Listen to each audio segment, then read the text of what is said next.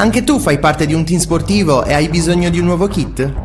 Crea ora la tua identità insieme ad Dimitri Sportswear. Avrai subito un 50% di sconto e il riassortimento a prezzo bloccato. Oltre 300 sono le società che si sono già affidate a noi. E tu cosa aspetti?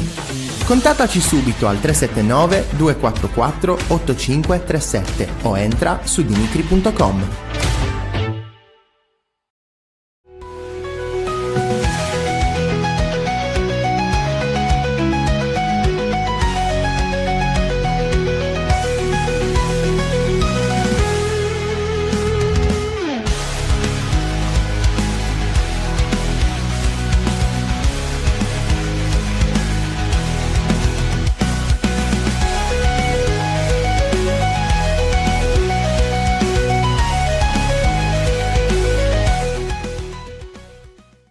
Hai mai sentito parlare di dimagrimento mitocondriale? Il dimagrimento mitocondriale è un approccio nutrizionale innovativo basato sul metabolismo cellulare. I mitocondri sono le centrali elettriche delle cellule. Se non funzionano correttamente, il tuo corpo non riesce a trasformare i nutrienti in energia e dimagrire in modo stabile sarà impossibile. Il protocollo di dimagrimento mitocondriale del metodo NutriRegola non prevede passi sostitutivi, non si contano le calorie e non vengono eliminati i carboidrati. Scopri di più su nutriregola.com.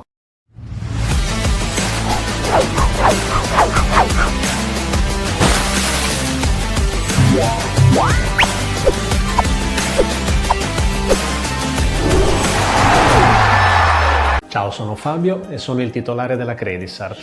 Oggi vi presento la nostra squadra. Ciao, sono Antonella e mi occupo del caricamento e della gestione delle pratiche. Ciao, sono Marzia e mi occupo dell'accoglienza clienti e del back office. Ciao, sono Franco, mi occupo di consulenza finanziaria alle imprese e ai loro dipendenti. Credisar è un team di esperti in consulenza e di professionisti nella gestione delle pratiche per la cessione del quinto, prestiti personali, anticipo del TFS, mutui casa e finanziamenti dedicati alle piccole e medie imprese. Siamo una realtà giovane, nata nel 2022, ma con una lunga esperienza pregressa nel settore. Ci piace descrivere Credisar come persone al servizio delle persone. Infatti per noi non sarai mai un numero di pratica, ma un amico da guidare passo dopo passo verso il miglior progetto pensato su misura per le tue esigenze. Il nostro slogan è persone, non pratiche. Buonasera, ben ritrovati amiche e amici di 131, ultimo appuntamento della stagione con APERITORRES. Vada come vada, per una volta possiamo dirlo, ovviamente ci auguriamo che vada per il meglio, che vada come a Sestri per la Torres di Alfonso Greco, che domani al Vannissanna, ore 20:30, affronterà il Bra nel ritorno del play-out per rimanere in Serie C. Torres che ci arriva a questo appunto clou della stagione in casa dopo aver vinto 1-0 in Liguria, e una Torres che deve conquistarsi con orgoglio sul campo la salvezza, per citare Alfonso Greco. Ma io con orgoglio lancio invece il mio compagno di viaggio durante tutta questa stagione lunghissima, ovvero Andrea Olmeo. Ciao Andrea. Ciao Roby, buonasera. Sono orgoglione buonasera. di te, possiamo dirlo. Anch'io, ma io sono ancora più orgoglione di Tracadda, che ringraziamo per i 10 euro, assolutamente, grazie Tracada, con l'augurio che porti fortuna e per ringraziarvi dell'idea avuta con APERITORRES. Con questo sacco di soldi potrete andare in pizzeria e, visti i prezzi attuali, prendere ben 2 coperti. Forse perché Esatto. posso dire di aver mangiato in ristoranti ultimamente in giro per l'Italia dove il coperto era quasi per 2 superiore ai 10 euro. Salutiamo anche Carmina Foddis che ci saluta, buona serata a te. E ragazzi, che dire, salutiamo anche Mauro appena entrato che dice io Torres, ultima puntata Andre, questo lo possiamo dire perché poi non c'è più, la strada finisce qui. Dopo la partita di domani, chiaro che la Torres ha messo in chiaro le cose a Sestri con quella bella vittoria 1-0 firmata da Di Stefano contro il Bra, in una gara che è stata comunque molto combattuta, dove lo stesso Bra ha provato a fare la partita, è uscito bene anche nella ripresa, ma la stessa Torres ha avuto le occasioni con Di Stefano, con Sorrentino, con Zecca per, diciamo, legittimare oltre l'1-0 poi finale, occasioni sprecate come spesso è capitato in questa stagione rossoblù. Però diciamo che è stata una settimana più che altro di fiducia, no Andre? Secondo me, dopo le difficoltà mostrate contro il Gubbio, dopo la beffa di Arezzo dove sembravi salvo al 96esimo della sfida Vispesaro-San Benedetese, poi sei dovuto passare dai play-out, sicuramente un piccolo step in avanti questa Torres l'ha fatto. Sì, assolutamente, ha fatto un piccolo step in avanti, anche se ti direi anche un grande step, secondo un me, in piccolo grande avanti. step, bravo. Esatto, un piccolo grande, uno steppone.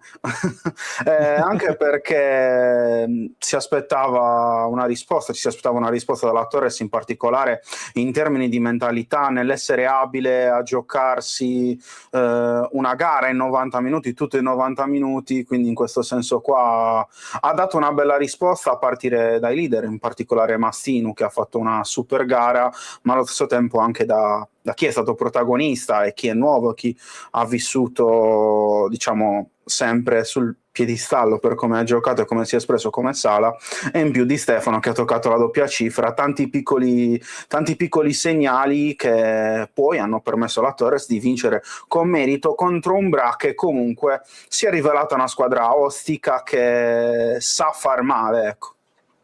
Sì, considerando che Sala, stravolgo un pochino la diretta, considerando che Sala probabilmente sarà quasi impossibile tenerlo, lui il Pisa colpevolmente ha deciso di non prolungargli il contratto, quindi potrà sedersi a giugno con di fatto qualsiasi squadra. Ha terminato il prestito con la Torres, vedremo anche cosa riuscirà a fare la Torres, ma il giocatore avrà proposte da categorie superiori e ce ne ha già avuto, da quello che sappiamo, di proposte, e vedremo quello che succederà. Però volevo concentrarmi su Di Stefano, cioè tu è il giocatore, per quello che ha dimostrato in questo girone di ritorno con Greco, ha raggiunto la doppia cifra, è il giocatore su quale costruiresti la Torres che verrà, o secondo te è stata un'annata talmente particolare che non c'è nessuno dal quale ripartire, ma tanti spunti da prendere per poi crescere? Cioè c'è un giocatore, secondo te, dal quale porre la base per la Torres dell'anno prossimo?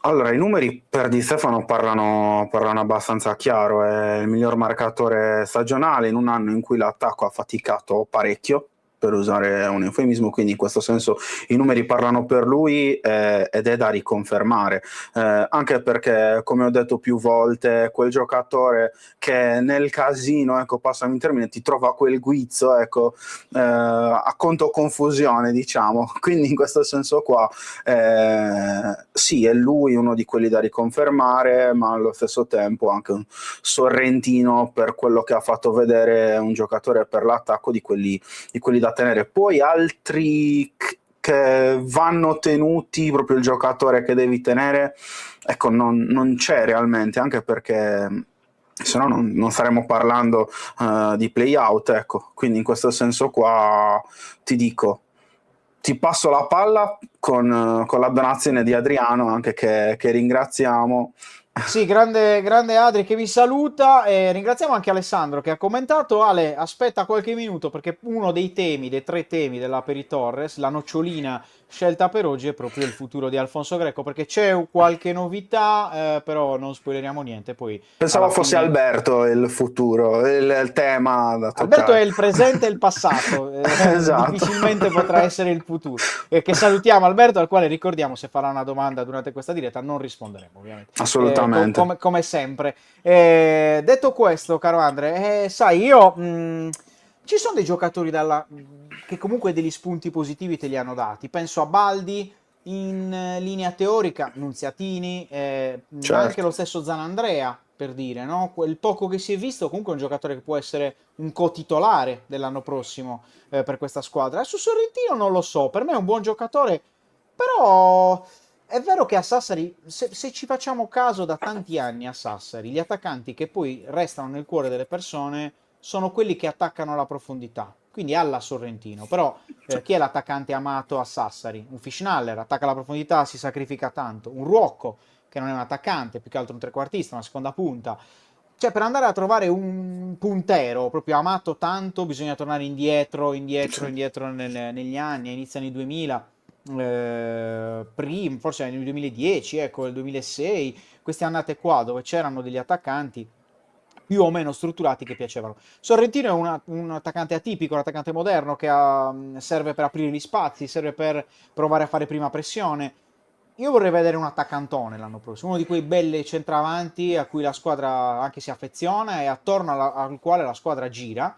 Detto che la Quello squadra che si sperava fosse Luciani, Bravo, fondamentalmente. quello che si sperava fosse Luciani, quello che si sperava potesse essere Musso, insomma, quel giocatore, quello che è stato Diakité in parte a volte, Sì, in Serie D, nell'anno della salvezza, nell'anno di togliere le castagne dal fuoco, quando poi la Torres è arrivata a seconda, poi anche per una questione fisica Diakité non può più esserlo, e forse anche per una questione tecnica, si deve alzare l'asticella, serve anche rimodernare, no? Ammodernarsi e cambiare un po' di profili. A me piacerebbe che la Torres trovasse per una volta, dopo tanti anni, quel centravanti attorno al quale, anche di carattere, cioè con un carattere certo. quasi alla Scotto, mi verrebbe da dire, uno che sembra quasi che ti dia fastidio, che però poi dà fastidio agli avversari, quando c'è diciamo, da dimostrare qualcosa. In questo senso Fischnaller era perfetto, perché non parlava Certo. troppo, però poi in campo parla al campo e lui parlava sempre, e con i gol. Guardate adesso cosa sta facendo a Ravenna, praticamente sta trascinando, non dico da solo perché Ravenna è una grande squadra,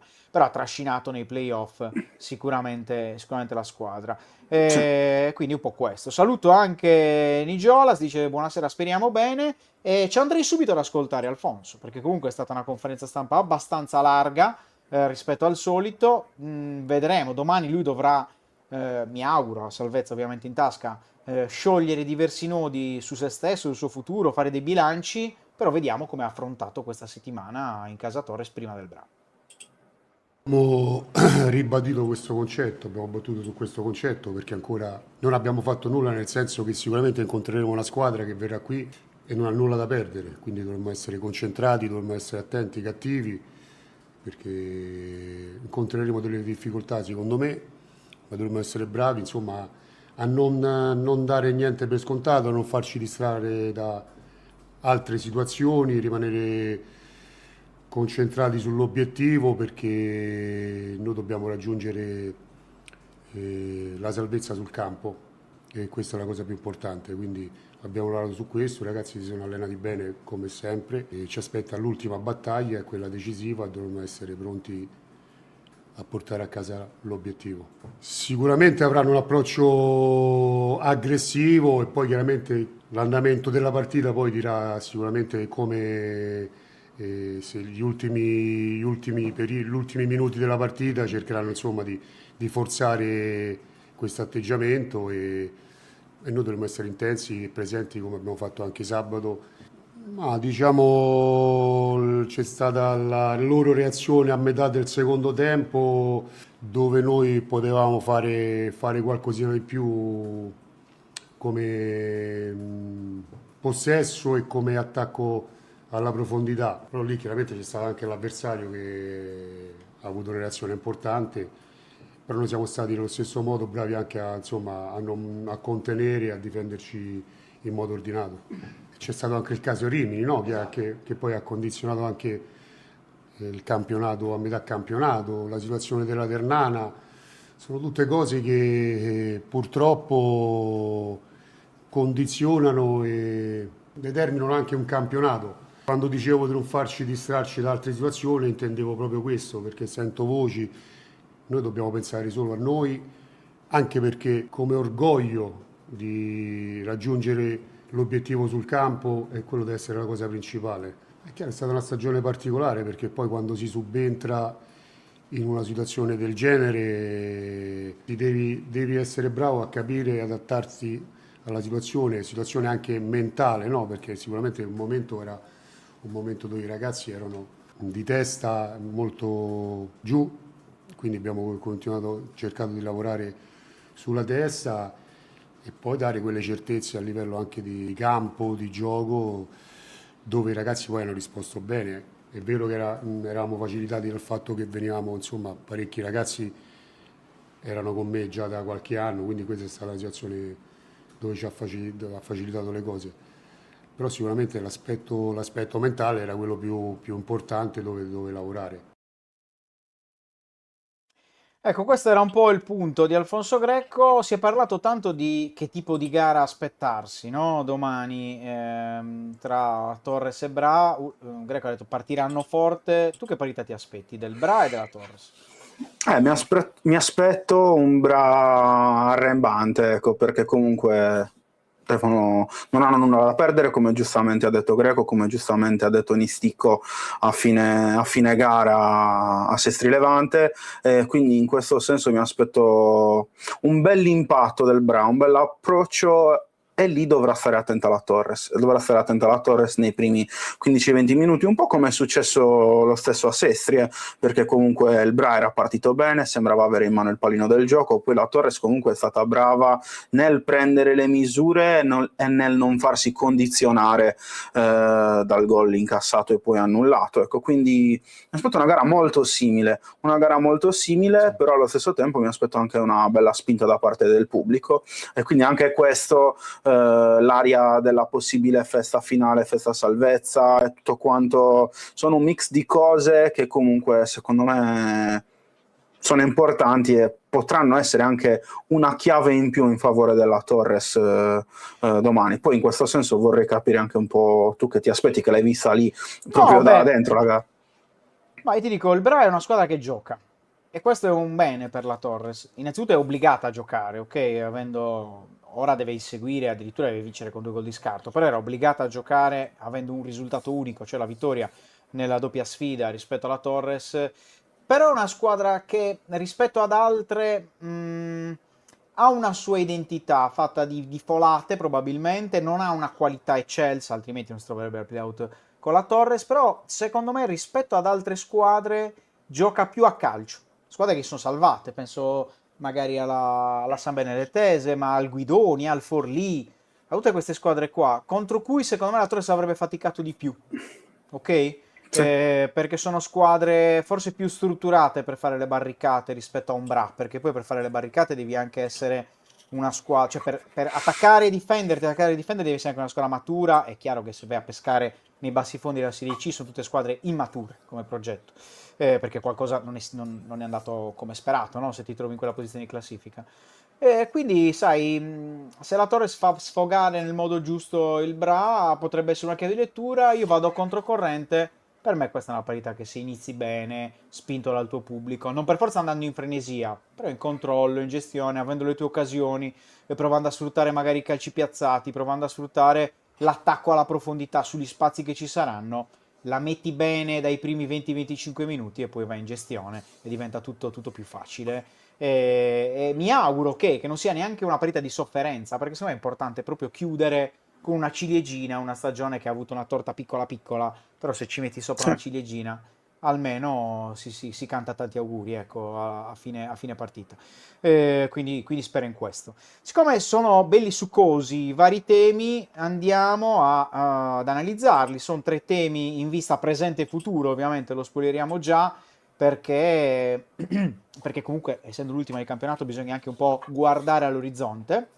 Io partirei su un tema che ha affrontato, Andre, anche Alfonso Greco in conferenza stampa, cioè quanto è falsato questo girone B, Sì. questo campionato di Serie C in generale, secondo me, perché poi se guardiamo al girone C non è da meglio e ci sono casi anche di squadre in difficoltà nel girone A, insomma, è una Serie C che ha perso credibilità perché il Rimini è stato escluso togliendo dei punti importanti, non la Torres che non ci ha mai giocato, però comunque sia ha cambiato, no? La classifica a campionato in corso, quando era quasi concluso il girone d'andata. Per un pelo non ha subito la stessa sorte la Ternana e forse è stata portata in peso per chiudere la stagione, poi l'ha chiusa al primo turno di playoff dove si era qualificata. Sono molto d'accordo con Tracadda, per il momento del calcio italiano adesso 3 gironi in C sono troppi. Sì. A me non dispiacerebbe l'idea di ritornare a 2, cioè Serie C1, Serie C2, chiamatele come volete, girone A, girone B, anche se poi ha più senso dare delle promozioni anche interne e alzare molto il livello. Chiaro che perderesti tante squadre, perderesti tanti soldi, ci sono diritti, c'è una questione importante. Vorrei capire quanto stanno dando le squadre B al calcio italiano, perché in alcuni casi, penso a Palestra, ci sono dei casi, però tra 2 o 3 anni bisognerà tirare un bilancio, cioè quanto è il vantaggio, quanto è stato lo svantaggio, e soprattutto vorrei capire che linea si sta tenendo per l'ammissione delle squadre, perché mi sembra che per evitare i guai a agosto poi si preferisca avere dei guai a ottobre, novembre, dicembre, gennaio, febbraio, marzo, aprile. Sì, sì, sì. Ed è peggio, cioè secondo me è peggio, è una figura più brutta rispetto a mettere dei paletti più stringenti. Sono state fatte delle riforme, la riforma Zola, vedremo, anche lì io ho dei dubbi, però vedremo quello che dirà quando entrerà in vigore, poi a scaglioni, in quanto continuerà ad essere seguita. Io credo che nelle tante colpe che si possono dare alla stagione che ha fatto la Torres quest'anno, l'idea di fondo della società Torres sia giusta, cioè quella che prima di tutto devi salvaguardare le tue casse, devi stare comunque a posto, cioè puoi non essere super florido negli investimenti maggiori che fai, ok, nel di più che metti nel club, però non devi andare mai negativo. Le tue casse devono essere solide. Quello è l'unico modo per tenerti in piedi, anche nell'annata in cui sbagli il progetto. Poi è chiaro che la Torres ha provato ad alzare l'asticella, perché rispetto agli anni in cui è arrivato seconda e terza, il monte ingaggi è più alto, però ha sbagliato ovviamente la programmazione, altrimenti non sarebbe play out. Però sicuramente io sono stufo, perché ormai sono tanti anni che raccontiamo la Serie C, da quando è tornata la Torres, da quando ancora c'era l'Olbia, anche da sola, poi le 2 squadre sarde, ora solo i sassaresi. Praticamente ogni anno la Serie C regala un pastrocchio. L'anno scorso vi ricorderete squadre arrivate ai playoff dal girone C con il coefficiente che per calcolarlo bisognava richiamare Archimede o Pitagora in vita con le sedute spiritiche per capire appunto i calcoli da fare, oppure quest'anno con squadre che sono arrivate ai playoff già con la certezza di, se non morire quasi, era già successo, vi ricorderete i casi della Lucchese, insomma dei finti play-out, insomma, secondo me questo campionato sta prendendo molto credibilità, al di là di quello che poi succederà, no? Cioè se il Bra troverà spazio per essere riammesso, non ne sono neanche così sicuro io, perché nel girone B, a meno che il Bra non venga spostato magari nel girone A, nel girone B ci sarà affollamento per chiuderlo il girone, perché ci sono tante retrocesse che andranno nel girone dalla B, che andranno nel girone della Torres se dovesse salvarsi, così come ci sono tante altre squadre che potranno fare domanda di riammissione e avranno magari anche più peso del Bra qualora retrocedessero. Detto questo, Andre, secondo me quest'annata, anche se poi ce lo ripetiamo davvero tante volte, però quest'annata ha segnato un punto di ritorno per la Serie C, tra l'altro penso il girone B, ma anche gli altri veramente brutti anche da vedere. Molte partite c'è un livello qualitativo generale che tu dici questo non è neanche professionismo per larghi tratti. Sì, no, assolutamente, anche perché mi accodo al fatto di diminuire anche il numero di squadre, perché poi alla fine quelle che dovrebbero essere le categorie poi non si vanno a creare, perché per larghi tratti sembra anche una Super D, passami il termine, come anche per qualità di giocatori presenti, perché poi il troppo stroppio ovunque, ricollegandomi anche al discorso delle squadre B, delle under 23, fa bene solo a chi ce l'ha quella squadra, quell'Under 23, perché comunque alcuni giovani sono venuti fuori, interessanti, però allo stesso tempo fai perdere anche il valore di poter giocare magari un giocatore in un'altra realtà, di poterlo andare a farsi fare esperienza, ecco, in altre società senza avere mamma Juve, mamma Atalanta, o che comunque sono lì e ti stanno vicino. Quindi secondo me anche per la maturità dei calciatori è importante. Certo. Ecco. Prendiamo il caso Palestra, no? Che abbiamo raccontato quest'anno col Cagliari. Palestra è cresciuto perché è nato a Cagliari. Poi chiaro, vi potete raccontare tutto quello che volete, Esatto. propedeutico il passaggio in Serie C, va bene. Se uno è forte gioca tra i grandi, ok? Anche perché poi si crea questo errore tutto italiano di considerare un ragazzo di 22, 23, 24 anni giovane, quando nel resto d'Europa sei giovane a 17, 18, 19, 20. Già a 20 diventi un giocatore che se hai 2 o 3 campionati alle spalle o stai cercando la tua strada oppure devi fare un percorso diverso per arrivare. Io credo che se tu sei un signor nessuno e vai a giocare con la squadra B, puoi anche essere signor nessuno e continuare adesso a livello di responsabilità. Se tu sei un signor nessuno e ti vai a giocare la vita a Sassari, ti vai a giocare la vita a Foggia, ti vai a giocare la vita a Pescara, magari cresci prima. Certo. E soprattutto magari ci vai a 19 anni, a 18, non ci devi andare per forza a 21-22 con la consapevolezza che sei ancora giovane, perché secondo me non sei giovane. Per me, È un po' come anche il discorso degli under in Serie D, che bravo, esatto, è più o assolutamente. meno la stessa linea, che devi avere per forza gli under schierati, quel tot di under schierati, poi quando il giocatore esce dalla fascia degli under, cade nel dimenticatoio, magari torna indietro di 1 o 2 categorie, e quindi questo è un po' un circolo vizioso che anziché andare a vantaggio degli under, gli rema un po' contro, perché diversi allenatori si sono sempre schierati contro questa regola qua, dicendo che se uno è bravo ed è giovane e si merita il posto, non è necessaria una regola, ecco, in questo senso qua, per doverlo schierare per forza. Sì, andiamo al secondo tema perché poi questo diventa, neanche APERITORRES diventa un Sì, tema sì, sì. gigante, però era giusto fare un passaggio perché poi in settimana si è parlato tanto di ma se la Ternana sparisce, la Torres, la può anche perdere, detto che ha ragione Alfonso Greco, c'è molto più orgoglio a salvarti sul campo e devi salvarti sul campo perché comunque sei certo di quello che ti Esatto. succederà senza sperare poi nell'incastro dei vari astri. Però, visto che comunque si è parlato tanto in settimana del caso Ternana, c'è già stato il caso Rimini, secondo me era giusto chiederlo ad Alfonso e parlarne. Secondo temino della giornata è collegato, ovviamente, chiudere con Certo. orgoglio, quindi salvarsi sul campo. Ti chiedo quanto del bene della prossima stagione secondo te passa anche da Torres-Bra, cioè quanto mettere una firma in casa, tra l'altro è anche l'opportunità, no, di chiudere in casa, che non è neanche così, cioè, non è neanche così scontato da fare, perché comunque puoi chiudere con una festa tra la tua gente. Da quanto della partita di domani può passare anche un futuro migliore rispetto a quest'anno per la Torre? No, no, ma assolutamente, secondo me passerà, non dico tanto, però una buona parte di come impostare in termini di testa da parte della piazza una prossima annata, perché comunque un conto è chiudere magari con uno 0-0 che comunque ti fa andare avanti, un conto è chiudere con una bella vittoria, con un 2-3-0 netto della serie. Noi abbiamo fatto male durante l'anno, però dimostriamo che comunque ci siamo, che comunque la squadra valeva, ma anche solamente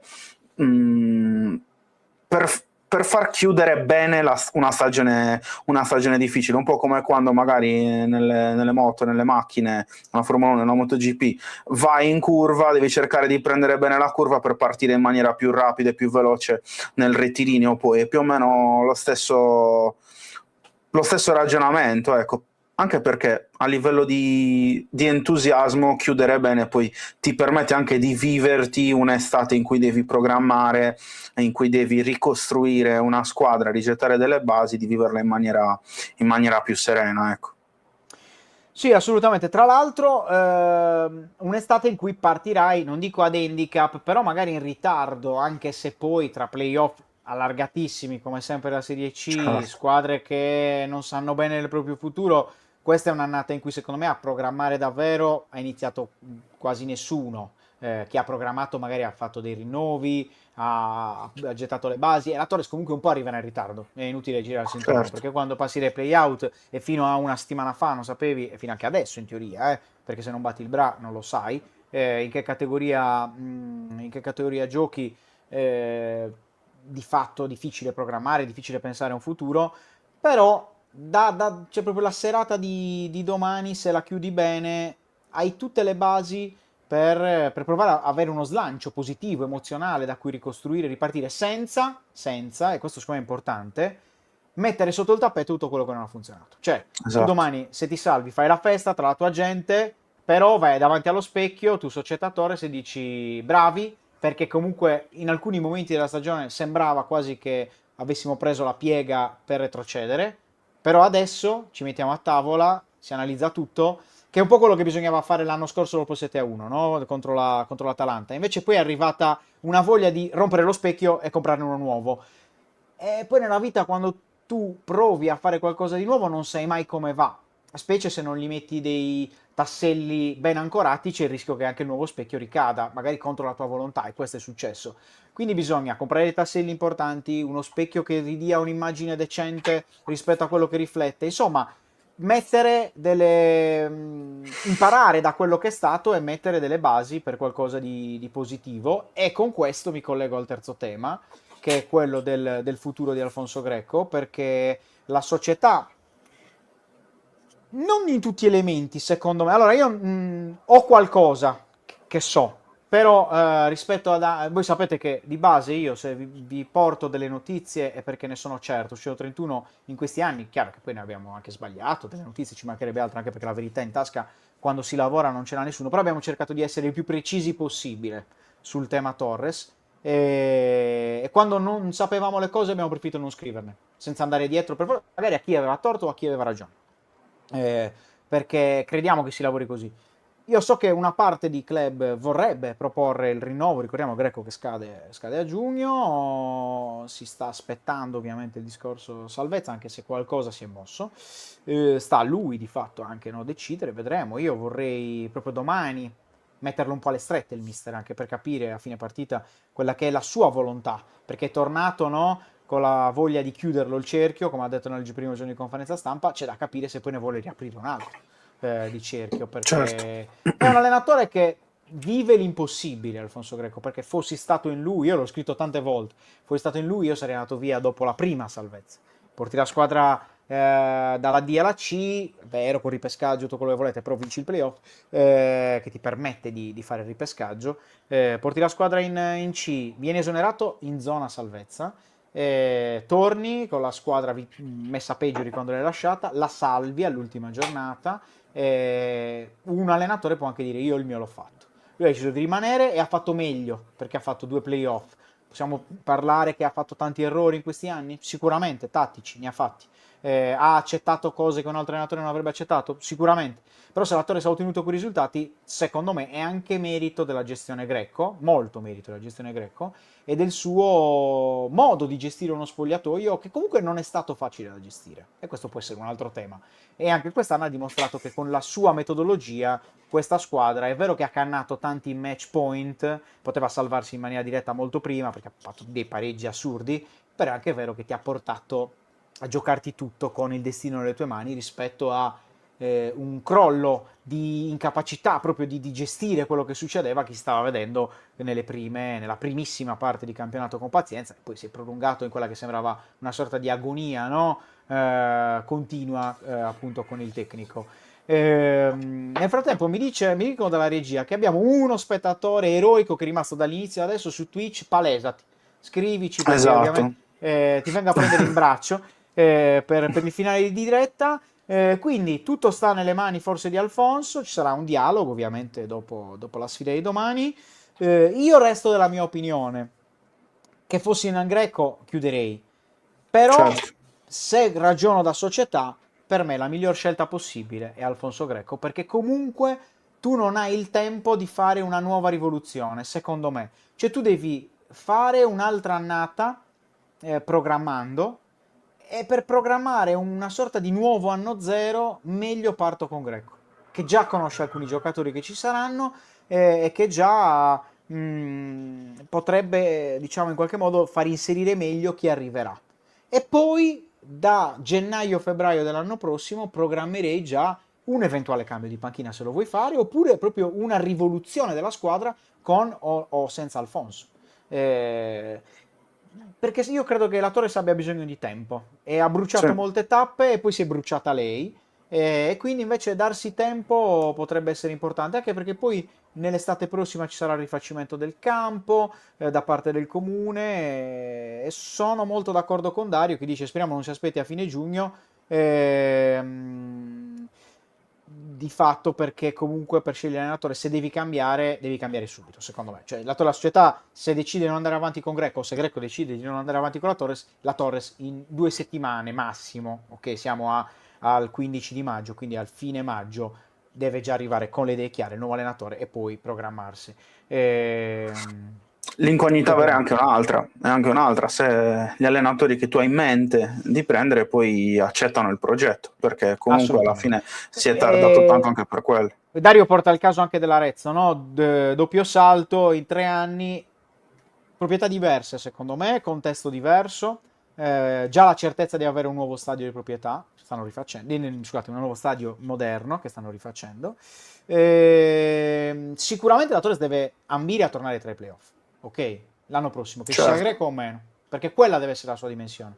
Però secondo me deve anche capire come ha buttato dei soldi in quest'anno e negli anni precedenti, perché ha buttato dei soldi la Torres, con dei rinnovi particolari, delle scelte sicuramente strane, e imparare dal passato significa anche riprogrammare, e quando tu riparti, per me, io poi da tanti anni ormai che racconto lo sport isolano, e di base non racconto mai progetti che hanno soldi da buttare, racconto chi prova a fare i matrimoni con i fichi secchi e chi non ci riesce nella maggior parte dei casi a fare i matrimoni con i fichi secchi. Quindi se non ti dai tempo e parti con la frenesia che l'anno prossimo già devi essere tra le prime tre, secondo me fai come quest'anno, cioè rivoluzioni tutto e ricrolli, perché non hai un solido castello. Quindi secondo me servirà avere un solido castello, anche perché l'anno prossimo, se si delinea quello che penso, sarà un girone B difficilissimo, con tante retrocesse, con squadre che vorranno fare, se non, per esempio l'Ascoli, Ravenna, no? Non tutte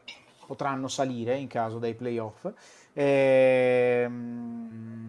E quindi bravo Dario, che se vuoi mettilo il commento così anche gli altri capiscono. Ci sono stati degli errori di programmazione che sono dei costi importanti, che poi hai sbagliato. Quindi un po' questo.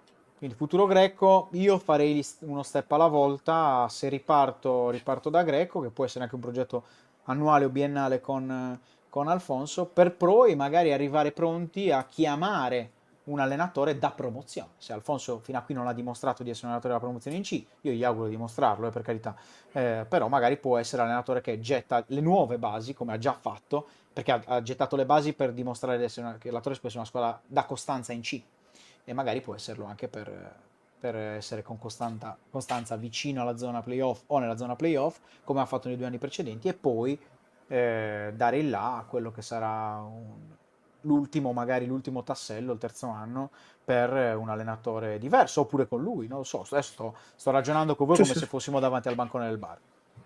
No, assolutamente, è tutto benissimo, anche perché comunque mi ricollego un po' al discorso in varie parti che hai fatto, perché da una parte ci sta a riconfermare Greco, specie se devi ripartire, se hai poco tempo a disposizione per andare, se hai meno tempo a disposizione per andare a progettare quella che sarà un'annata nuova, perché Greco conosce la piazza, sa anche esperienza nel girone B della Serie C, perché l'ha vissuto in tutte le sue parti, sia nella parte alta sia nella parte bassa della classifica, quindi in questo senso potrebbe essere la scelta corretta. Da un altro lato ti dico che ho cambiato anche un po' idea sul fatto di portare avanti Greco, perché se è vero che comunque il fatto che tu ritorni sempre a babbo, come si dice, per salvarti, ero anche convinto che cambiare un po', dare un po' una scossa potesse essere qualcosa di produttivo anche in ottica futura, perché non può esserci sempre Greco che viene e ti toglie le castagne dal fuoco, come è accaduto in passato. Però guardando in un tempo più lungo, in una triennalità, tenere magari Greco il prossimo anno per iniziare a cambiare qualcosina nella rosa, riformare la rosa e tutto quanto, potrebbe essere comunque ottimale, anche perché in quest'estate ci sono state diverse novità a partire dall'allenatore, diversi giocatori che sono andati via, anche figure importanti come Scotto, come Fischnaller, come Dametto, quindi in questo senso giocatori che comunque sono importanti, che conoscono bene la piazza, o altri che comunque in questi 2 anni, negli ultimi 2 anni, hanno dato un contributo importante per quel biennio glorioso, lo definisco così.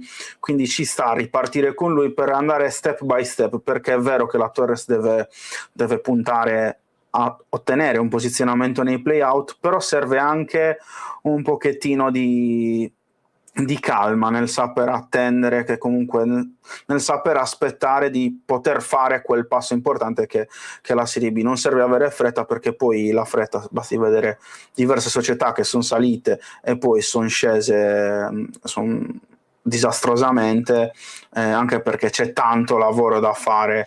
Sì, anche se su questo discorso sono molto d'accordo con l'ultimo commento di Dario. Per me la Torres quest'anno deve arrivare al massimo all'ultima settimana di ritiro con la rosa quasi fatta, cioè ti lasci lo spazio per l'opportunità. Però tu devi avere le idee chiare da subito. Se tu già io vorrei partire in ritiro con una squadra che è quasi completa, che è Certo, utopia, ok, esatto. utopia, perché quello è utopia, però non vorrei si aspettasse come è stato gennaio, come è stato l'anno scorso, cioè l'ultima settimana per fare i colpi giusti, perché poi quelli che prendi ci mettono comunque del tempo ad adattarsi. Tu nel frattempo magari hai fatto tutta una preparazione e le prime partite stagionali con un'altra idea di gioco, un'altra idea, un'altra filosofia per caratteristiche di quelli che hai in campo. Poi magari sei sfigato perché quelli che sono arrivati all'ultimo non si allenavano così bene e dopo che hanno fatto o hanno impattato benissimo e poi sono rotti, oppure hanno impattato male, ci mettono mesi a entrare in condizione. Cioè, l'anno scorso l'altro li ha fatti tutti questi errori, eh. Sì, Quindi sì, sì, secondo sì. me questa è un'annata in cui quelle cose lì devi impararle e, ripeto, è utopia pensare che la Torre eh, parta in ritiro con la squadra completa. Però non deve arrivare, come dice Dario, alle amichevoli col Venezia, amichevole, ricordatevi anche quella sarda in cui fece una brutta figura, la Torres in generale, senza attaccanti, oppure dove praticamente ti mancano tutti, o gioca una linea di centrocampo che poi non sarà mai quella titolare. Ecco, queste cose qua non servono a niente, perché poi se devi costruire un qualcosa non lo costruisci con l'improvvisazione. E quindi la speranza è che tutto questo possa insegnare, sia di insegnamento. Poi ovviamente le basi saranno diverse, perché a livello di uomini una piccola rivoluzione a gennaio comunque è stata fatta e parte di giocatori Certo. da cui ripartire ce li hai. Andre, siamo andati un pochino più lunghi, però ci stava, era Eh l'ultima beh, puntata della stagione. Io ti ringrazio perché è stata un'annata intensa, difficile da raccontare, sì, sicuramente da quando seguiamo la Torres, non voglio dire la più difficile perché con Fra abbiamo seguito anche i play-out contro il Castiadas, insomma abbiamo seguito anche annate in Serie D più difficili, però sicuramente la più difficile da quando c'è Abinsula, gioco forza perché è stata quella un pochino delle difficoltà maggiori anche a livello di risultati.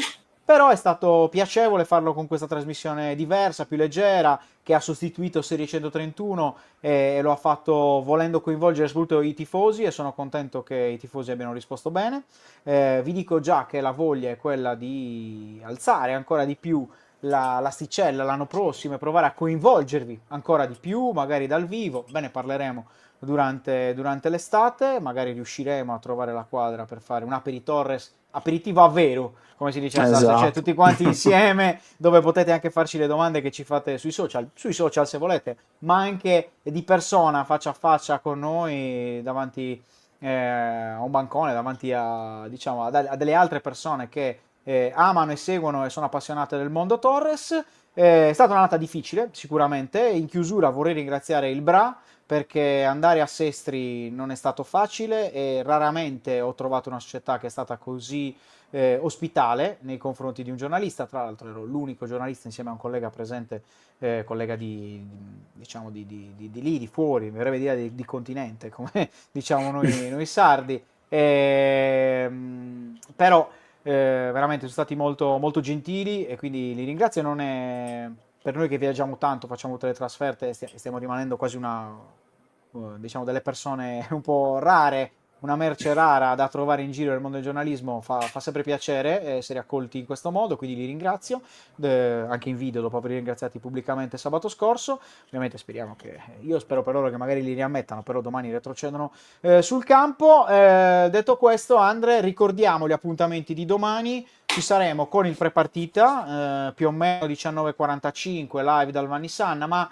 ci potrete trovare anche fuori dal Vannissanna dalle 7 più o meno, se siete in zona venite, scaviamo due chiacchiere, ci prendiamo una cosa da bere, facciamo dei video, insomma ci viviamo questo prepartita di Torres-Bra, anche perché è bello, no? Alcuni appuntamenti, viverli con la voglia di esserci e la voglia di poi raccontarlo un domani, di quella volta che uno si è salvato contro il Bra, perché può diventare anche un là, chissà, un qualcosa di diverso per gli anni a venire. Poi live, pagelle, sala stampa, che vi daremo in diretta anche questa con l'ampio post partita, sempre in diretta sui nostri canali social con voi. Io ringrazio tutti gli sponsor, perché APERITORRES nei mesi, scusate, ha tirato sempre di più gli sponsor che ci hanno accompagnato in queste ultime trasferte stagionali soprattutto, e l'augurio è di crescere ancora di più, perché poi magari ci divertiremo anche di più se crescono i vari sponsor. Ma soprattutto ringrazio te, Andre, perché non è mai facile incastrare tutto e invece sei stato fedele compagno di quest'annata. Ecco qua. Sì, no, ti ringrazio anche a te, Robby, per avermi dato insieme a 131 tutto quanto la possibilità di poterlo raccontare in questo modo. È stata bella come esperienza, faticosa, perché comunque è un impegno che è faticoso ma che comunque si fa con passione, quindi in questo senso qua adesso ci rivediamo domani, perché basta sentimentalismi che non è che mi facciano impazzire. Bravo, non voglio vedere il mio piangere. No, scherzi a parte, ci vediamo domani fuori dall'esterno del Vannissan, sperando di raccontare la festa salvezza rossoblu. Grazie a tutti, grazie anche al buon direttore lì nascosto nei meandri delle regie, luminoso e fantastico, come sempre, per tutto quello che riguarda lo sport sardo, che non sia il Mondo Torres o che sia il Mondo Torres, vi rimandiamo al nostro sito. Sigla. Ciao, sono Fabio e sono il titolare della Credisar. Oggi vi presento la nostra squadra. Ciao, sono Antonella e mi occupo del caricamento e della gestione delle pratiche. Ciao, sono Marzia e mi occupo dell'accoglienza clienti e del back office. Ciao, sono Franco, mi occupo di consulenza finanziaria alle imprese e ai loro dipendenti. Credisar è un team di esperti in consulenza e di professionisti nella gestione delle pratiche per la cessione del quinto, prestiti personali, anticipo del TFS, mutui casa e finanziamenti dedicati alle piccole e medie imprese. Siamo una realtà giovane, nata nel 2022, ma con una lunga esperienza pregressa nel settore. Ci piace descrivere Credisar come persone al servizio delle persone. Infatti per noi non sarai mai un numero di pratica, ma un amico da guidare passo dopo passo verso il miglior progetto pensato su misura per le tue esigenze. Il nostro slogan è persone, non pratiche.